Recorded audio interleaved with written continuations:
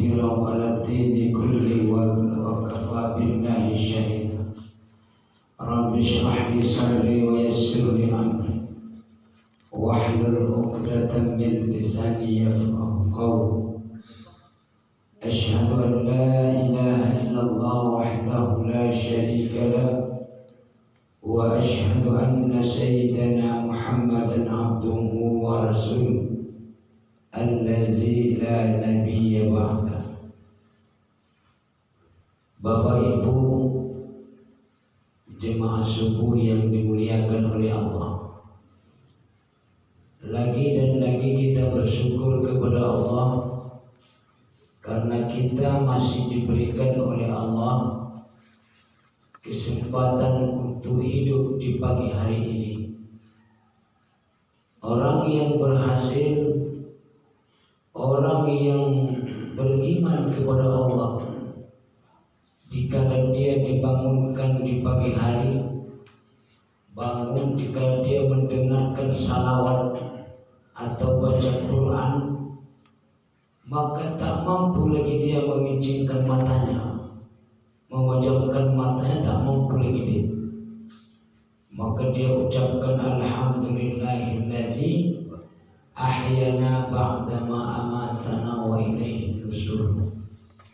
Inilah orang yang berhasil di hadapan Allah. Dia bersyukur kepada Allah, maka dia telah putus ikatan setan dalam kehidupannya. Karena ada 3 ikatan dalam hidup kita ini yang mesti harus kita buka. Yang kedua, dia bangun, ternyata dia mengambil wudu dan memasukkan air ke dalam hidung, namanya istinsa.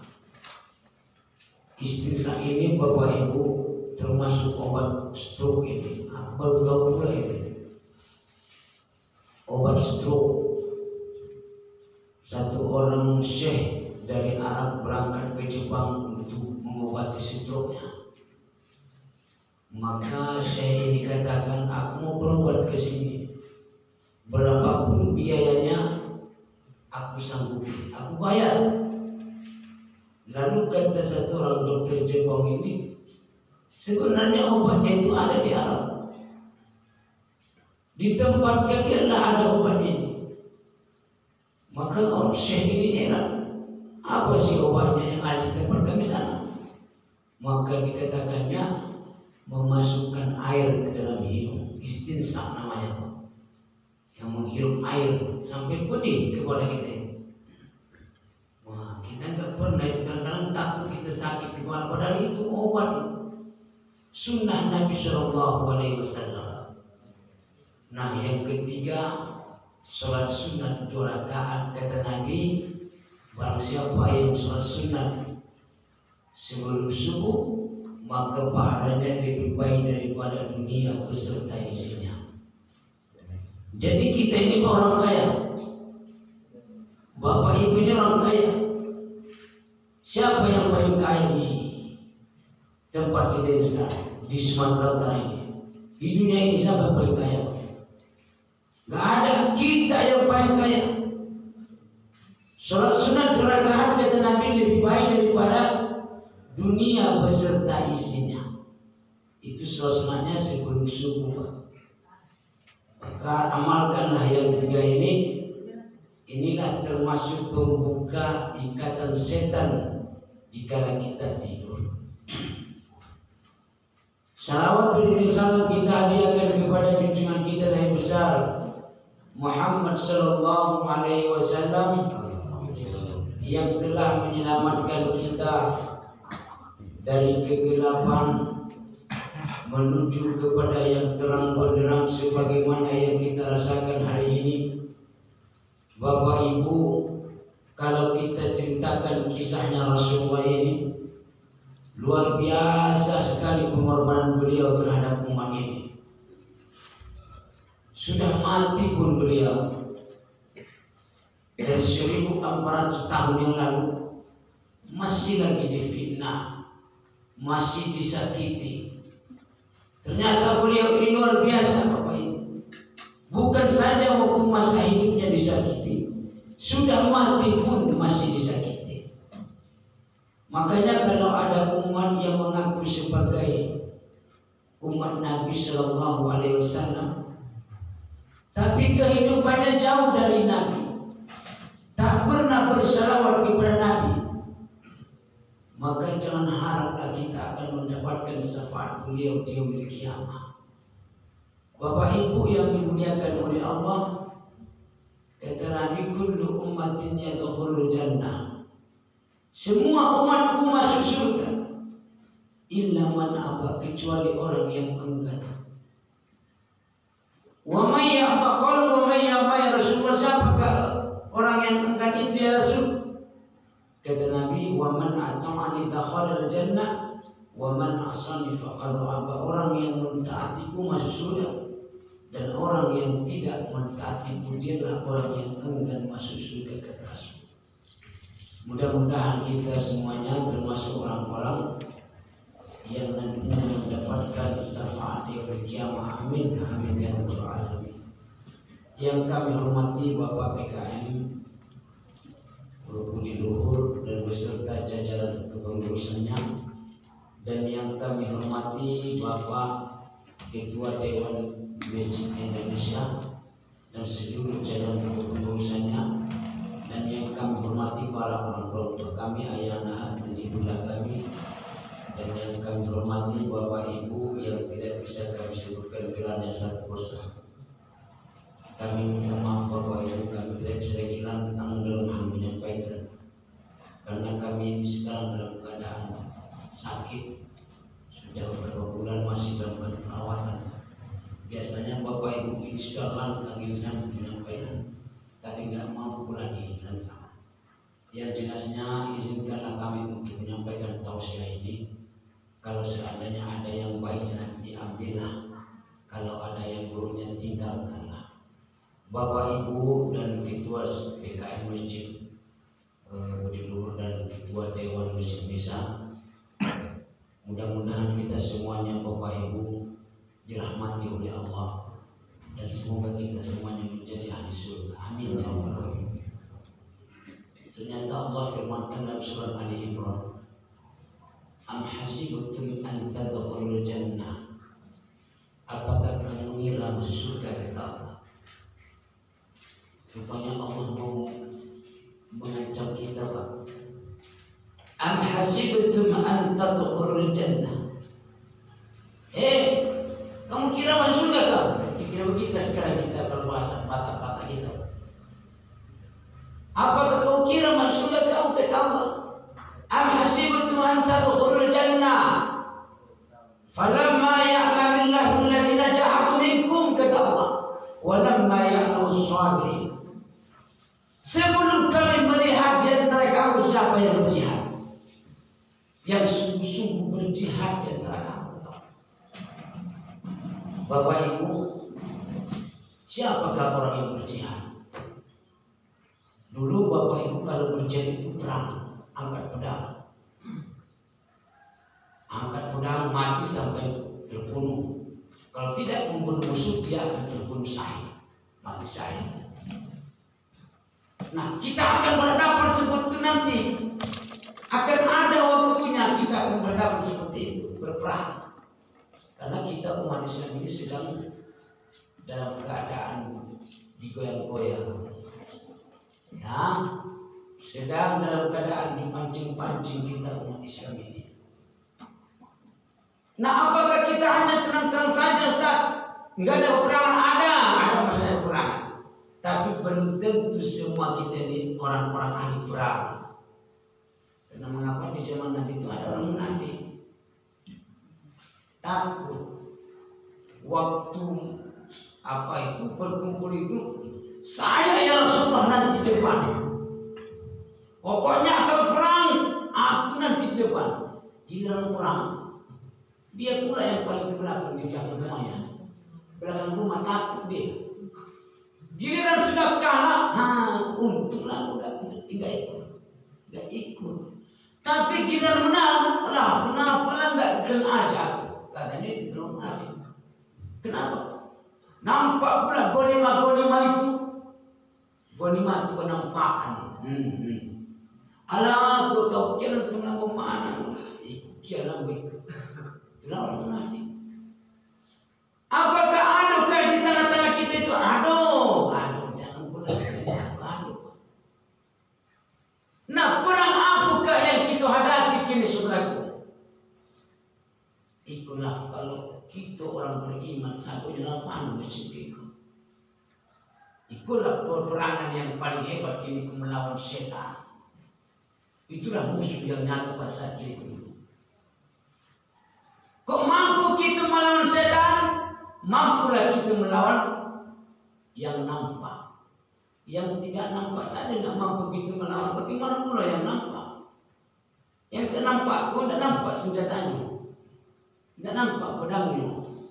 Tidak nampak mukanya. Ya, bisa kau kalah kita. Coba dulu. Apalagi yang nampak? Yang nampak dia bawa pedang, bawa pistol, bawa AK-47. Lalu di betul ke di mana? Kok kita tak kancing lagi? Tak kancing lagi. Sedangkan yang tidak nampak tak bisa kita taklukkan. Lalu bagaimana yang dengan yang nampak? Nah, kita hari ini sedang jihad. Jihad orang beriman sekarang ini. Pertama melawan iblis laknatul alaihi. Innahu lakum aduwwun mubin. Musuh yang nyata itu. Ya, dalam Al-Quran tidak ada musuh yang nyata kecuali itu. Apakah perlu bersilik melawannya? Tak laku punya silik itu ada. Tak laku punya silik itu setan itu. Pokoknya sakti juang ikipenya sampai lewat semua.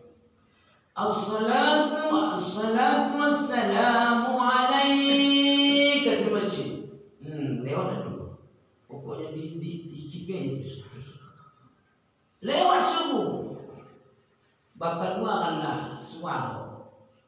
Kerana kata ahli ulama kalau ada tidur lama itu batanduk itu diselimutkan dengan selimut babi. Selimut babi itu dipilih selimut itu sama setan. Nah, berbulu itu. Mulailah bakal doakan suara-suara babi itu. Kata kita lagi. Maka tidak terdengar as-salatu khairun minan naum. Terus memanjang. Tidak terdengar. Mulailah umat Islam hanyut. Tak mampu salat subuh. Kalah lagi itu. Belum jelas kata Allah kamu yang berjihad itu. Falamma ya'lamullahu allazina ja'alu. Belum nampak kamu yang berjihad itu. Orang yang bangun subuh itu buat jihad ini. Salat subuh itu jihad. Kalau ada orang Islam mampu mengalahkan setan, ini mampu melawan jahil. Oh indah anwala, walaupun di Facebook baik mana. Ayo bersatu kita umat Islam melawan orang-orang kafir. Tapi sesungguhnya jangan harap mana gitu. Jangan harap kita menang. Jangan harap. Kok kita mati kali bantai gitu aja. Mati kali bantai gitu. Kalau tidak ada sholat subuhnya berjamaah. Jangan harap kebaik. Ini katakan jauh di sama Umar bin Khattab. Wahai Umar, kalau nak sholat kalian seperti ini seterusnya, kami orang jauh tak mampu melawan kalian. Tapi kalau sholat subuhnya, makin mundur ke belakang. Maksudnya dah ada orang belakang boleh aja. Tinggal depan dengan, tinggal ayat-ayat sampai mati. Maka jangan harap Islam menang. Lalu kita bertanya cari, manakah kita itu? Manakah umat Islam seluruhnya? Kalau bahasa kita aja nih, luar biasa kita kok di situ buat Indonesia itu. Berharap masuk surga, tapi amalannya amalan setan. Mana bisa? Falamma ya'lamullahu allazina ja'alu. Nanda berperang. Fir'aun, setan tak mau. Setan sudah kan main-main itu dalam Al-Quran. Iblis sampai namanya Az-Zajir, banyak namanya itu dalam Al-Quran. Tamatan langit. Syekh Barsiso bisa dikalahkannya, Bal'am dikalahkannya, banyak ulama-ulama terdahulu dikalahkannya. Makanya Bapak Ibu, kita janganlah sosok pertentangan. Ayo kita hadapi musuh. Sholat subuh tidak mau, kalah. Tidak mampu gitu. Karena orang yang ada kekuatan kata Allah, wa'adallahu allazina amanu minkum wa 'amilus shalihat la yastaghfirun Kata Allah, bangsa yang beriman dan beramal saleh, kami akan jadikan mereka menjadi penguasa di muka bumi. Menjadi penguasa Bapak Ibu.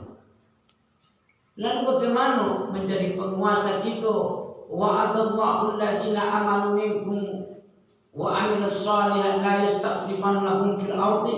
Bagaimana kita bisa menjadi penguasa di muka bumi? Kalau sholat subuh kita tidak jelas. Sholat subuh kita tidak jelas umat Islam.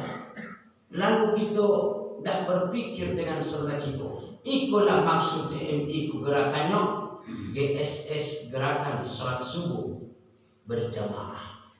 Itulah maksudnya Pak. Kita himbau, bukakan pintu, ketuk pintu rumah saudara kita. Biarlah Allah membuka pintu-pintu hati kita. Bapak Ibu, orang yang meninggalkan sholat, dosanya sangat banyak. Tidak ada dosa yang paling besar kecuali dosa meninggalkan sholat. Luar biasa orang meninggalkan sholat. Di dunia dihinakan oleh Allah, di akhirat apa lagi? Itulah orang yang meninggalkan sholat. Nah, yang kedua, apa yang kita perangi? Hawa nafsu, jihad nafsu, berperang melawan hawa nafsu. Jangan harap kita akan menang kalau nafsu kita dengan dunia ku gadang bana. Nanda kita sadono, aduh diurang dak suka kita. Umat Islam tidak pernah bersatu kalau hawa nafsunya masih besar. Tidak bisa orang lain bahagia, nafsu kita mulai dirabai, tidak cocok dengan nafsu kita. Hawa nafsu kita luar biasa. Tidak akan pernah masuk surga yang nafsunya sangat luar biasa di dunia. Ya, karena kata Allah, wa amma man khafa maqama rabbih wa nahan nafsa 'anil hawa fa innal jannata hiyal ma'wa.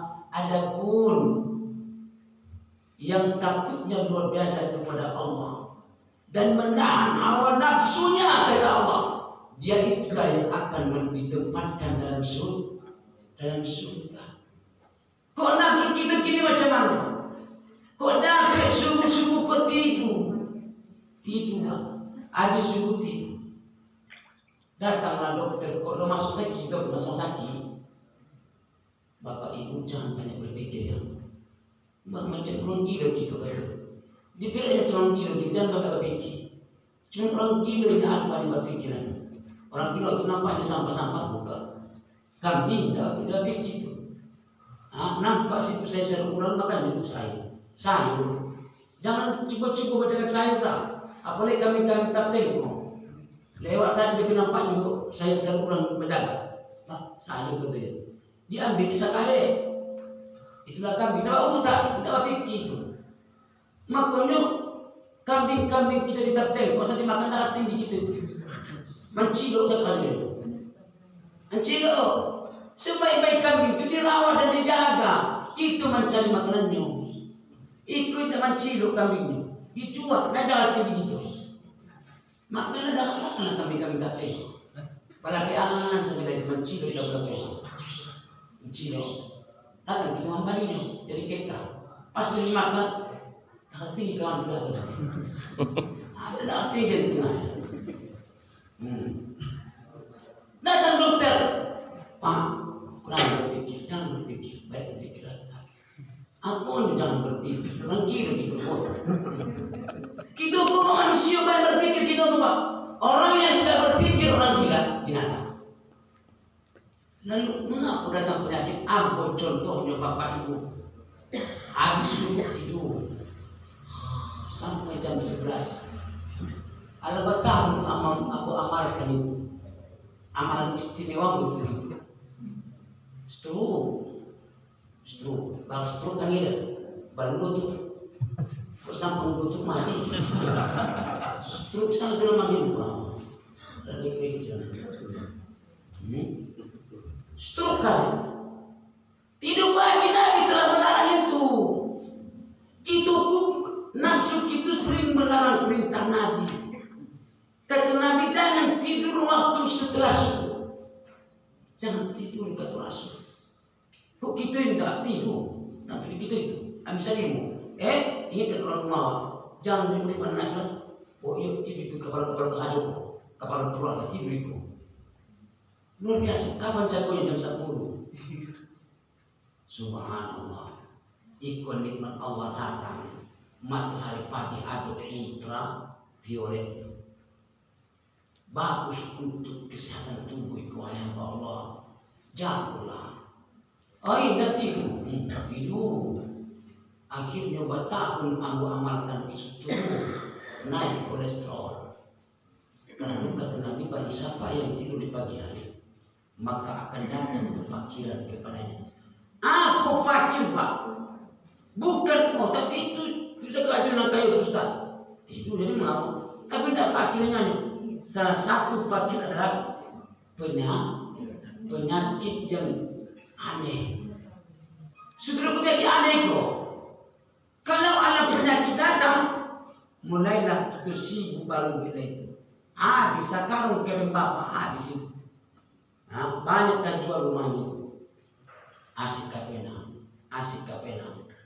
terus gara-gara tidupan siapa melanggarnya kita siapa melanggarnya Rasul bukan dokter Rasul jangan tidur pagi kata Rasul tapi nafsu tidak lebih lama tidur yang kedua jangan makan malam. Sering makan malam. Itu gitu luar biasa saya itu. Habis makan malam tidur. Oh, laki mati. Aku Ustaz, mengapa kerja fokus Ustaz sakit Ustaz. Tidak bisa lama-lama dulu Ustaz. Makan malam Bapak. Makan malam. Itulah penyakitnya. Itulah penyakitnya itu tinggalkan makan malam. Siapa yang suka dokter indah memang Rasul merenung lebih tinggi dari dokter lain Rasul jangan makan malam gitu indah ala makan malam berikan dulu bakso lain makan bakso luar biasa gitu nafsu gitu luar biasa tidak bisa kita perangi nafsu gitu tidak bisa kita kalahkan. Setelah itu apa lagi kata Nabi? Makan di waktu penangis dan berhenti sebelum makan di waktu lapar berhenti sebelum kenyang. Dah kenyang kita udah. Ala-kala kita berlemah, lembu sama kamu. Ala-kala kita itu. Kok kamu? Ala nak mati musimnya itu lagi mati. Seperti kan kamu lewat nanti disembeli. Ada mati pun sebetulnya lain koyo. Itu nanti gitu. Ala makan lagi ala indah kenyang-kenyangnya. Kata Nabi berhentilah sebelum kenyang. Ikut pak. Baru gitu. Lama kamu ikut baru bid'ah. Kalau ada sekolah turun bid'ah, itulah baru bid'ah. Garam saja. Ikut Nabi Sallallahu di masjid itu. Kenapa? Anak mengopi, saya kasih mengopi. Tidak bisa lawan masjid. Ternyata kita ke Bapak Ibu terangkan itu. Aku sakitnya Ustaz. Ya, marilah mencuci makan makan. Mencuci saja ni. Mencuci saja. Kamu Ustaz, kamu makan banyak. Makan banyak. Apa lagi yang sering bilang nafsu kok? Katanya jangan tidur setelah asar. Itu tidur itu. Gila gitu, gilo. Penyakit pikun, hilang ingatan. So, tidur setelah asar. Dan masih banyak yang kita langgar, Pak. Masih banyak yang kita langgar dalam hidupku. Makanya jangan tak kajilah. Kau ada penyakit selalu penyakit. Bapak Ibu yang dimuliakan oleh Allah, hentikanlah kebiasaannya kau. Kau mampu kita menahankan hawa nafsu kita. Insya Allah kita akan bisa mampu berperang melawan orang-orang kafir. Karena kita luar biasa cinta terhadap dunia. Ya Allah, ada lagi Allah contoh dalam Al-Quran. Siapakah mereka itu? Fir'aun. Fir'aun dah. Ingat Fir'aun kok, Bapak Ibu, Fir'aun. Ikut orang yang sukses itu. Tidak ada di Tapan Tengah kok, di Indonesia kok, yang setitel dengan Fir'aun tidak ada. Ada yang mengaku Tuhan ini kok, tidak ada. Kau Fir'aun, ana Rabbukumul A'la. Saya adalah Tuhan yang paling tinggi. Itulah titel Fir'aun. Jokowi baru pandang Tuhan lain. Ikut Tuhan. Lalu ikut contoh Ibrah. Allah kata, la ibratan lima yasha. Kami jadikan itu contoh bagi akhir zaman. Nah, sampai kini kok ada yang tidak lahir anaknya. Masih gede. Apa anak itu? Aduh, laki-laki oh. Namanya baris Fir'aun dah. Ada mana? Ada mana Bapak Ibu jadi nama anak kita Fir'aun? Sampai kini kembali pada mendengar namanya Fir'aun. Kecuali Fir'aun yang dalam Al-Quran. Tidak pandang, karena mengaku bukan orang sukses itu. Lalu mengaku kita gila-gila dengan dunia. Ada orang yang selalu punya Tuhan nampak itu. Siapa lagi Korun yang telah berhasil dengan dunia. Sahabat-sahabat kurang ini dalam kekayaannya. Hingga ada di rumahnya. Amin. Ada dinding amin rumah. Tak kurang tak. Jangankan dinding amin. Nampak saja dia amin. Ketik saja, ketik air itu. Nanti contoh, nampak jalan. Padahal kita saya dah betul nak kasih. Bapak ada kawan itu. Kata sama tinggi tuan. Cari kirikan. Baru peraturan awak betul selalu. Kau yang namanya. Luar biasa, tapi kan rumah curinya. Kita saya. Kau sampai rumah dinding di bilang begini mana saat ini kok. Murah sekali kipis di mana tuan. Tapi kau punya rumah dindingnya aneh, penjaganya salonnya punya aneh. Ya, sampai kalau rumah salonnya kurang berangan-angan jadi itu. Kenapa ibu sampai kian dengan tuan boy? Kalau semua, jangan kena tukar kalau semua. Jadi turun cuci saja dengan tidak mana-mana tidak berkorban. Jangankan apa tukang cucinya. Kalau ambo jadi tukang mandikan di rumah, kalau seorang sabunnya berandai-andai jadi korun sapi. Nah pada saat korun dibenamkan di tanah, barulah ada kecek untuk saat ini ambo tidak menyentuh korun katanya. Untunglah ambo tidak menjadi tukang cuci korun. Sabunnya berandai-andai. Mengapa? Siapa saja yang mendaki sama korun itu terbenam dalam bumi. Lalu adakah kita kini lahir anaknya? Umat sufi. Apa anak laki-laki? Namanya korban orang berhasil. Apa anak? Ini tidak. Siapakah yang berhasil? Bila dirambah orang miskin di zaman Rasulullah. Luar biasa. Penderitaannya dalam agama pun luar biasa. Sampai hari kiamat maka di masjid terjual namanya Bilal. Bilal satu, Bilal dua. Orang miskin masih namanya ada di dalam masjid. Mengapa? Karena tidak ada orang soleh di zaman Rasulullah Sallallahu Alaihi Wasallam. Maka nafsu kita pun mesti harus memilah dan memilih bapak ibu. Yang kedua, walamma ya'lamu sabirin, dan kamu belum kami dapati orang yang sabar kata Allah. Belum ada kita bersabar Pak. Belum ada. Maka dia untuk mendapati untuk masuk surga kepada Allah Ta'ala mesti ada jihad. Yang kedua mesti ada sabar. Begitu pun masih mengecek kita mulai. Ustaz, aduh saatnya sabar tu punya batas tak? Al-Quran mana mengatakan sabar punya batas? Ada Pak? Ada Al-Quran mengecek dia tu. Sabar itu ada batas Ustaz. Kecuali nasihat konsile.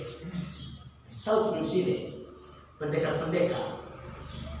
Kau sudah tamat wahai muridku. Sekarang berangkat. Berangkatlah kau wahai muridku. Berangkat ke murid. Tapi ingat nasihat ini. Kalau ada yang menampar dari kanan, elakkan ke kiri. Kalau dari kiri, elakkan ke kanan. Kalau dari depan, baru gigi. Itu nasihat pendekar. Namun nasihat Allah, innallaha ma'as orang yang bersabar pasti dekat dengan Allah Subhanahu wa Ta'ala. Lalu apa yang mesti disabarkan Bapak Ibu? Kita akan diuji. Diuji kita apa? Ya, karena kita sebenarnya ahli musibah akan diuji. Pertama, wala nabluwannakum bisyai'in minal khawf, ketakutan. Kalau masukkan ketakutan keluar. Beberapa yang lalu ketakutan saya takut mati. Aku pun kira-kira ya Allah, ada masukkan lambung. Aku bukan lambung dengan ketakutan. Tapi ingat lambung ayat 2, wala nabluwannakum bisyai'in minal khawf, akan Allah datangkan ketakutan. Takut kita itu takut tidak? Ya, dan ibu-ibu, bapak-bapak pasti merasakan usaha nanti itu akan datangkan ketakutan. Ada yang tidak sabar dengan ketakutan, banyak gilo. Ada yang tidak bunuh diri. Aduh, jadi hati-hati dalam hidup. Persiapkan iman, persiapkan bekal sebaik mungkin. Jangan sempat kita menjadi orang yang tidak sabar dalam kehidupan. Bapak Ibu yang dimuliakan oleh Allah, itulah dulu yang perlu kami sampaikan dalam mimbar itu. Walaupun sakit itu panjang itu jadi hati-hati itu persiapan dan ajak kawan-kawan itu untuk subuh. Sampaikan dari sidang kerana mana-mana, ayo kita sholat subuh rame-rame di masjid. Itulah yang kami sampaikan. Minta maaf kami atas segala kesalahan dan terima kasih segala perhatian. Wabillahi taufiq hidayah. Assalamualaikum warahmatullahi wabarakatuh. Waalaikumsalam warahmatullahi wabarakatuh.